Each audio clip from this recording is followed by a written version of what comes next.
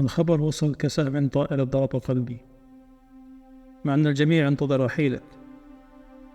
دعوت لك بالشفاء حتى وإن كان مستحيلا، والجميع يأس منك، لكن لم يأس من الله القادر على كل شيء.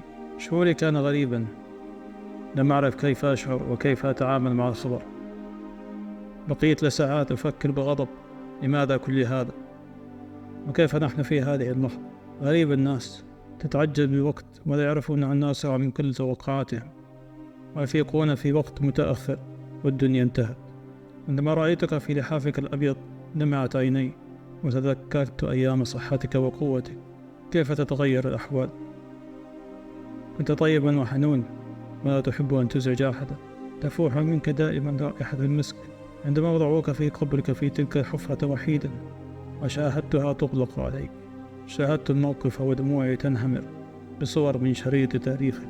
بقيت على حالي ألمس تراب قبرك، ولم أستطع التحرك وأنا أدعو لك بالمغفرة وأن يثبتك عند السؤال لتنال الراحة أخيرا بعد كل هذه المعاناة في الدنيا. يرحمك الله يا عمي، وأسكنك فسيح جنات، ورحم جميع المسلمين الأحياء منهم والأموات.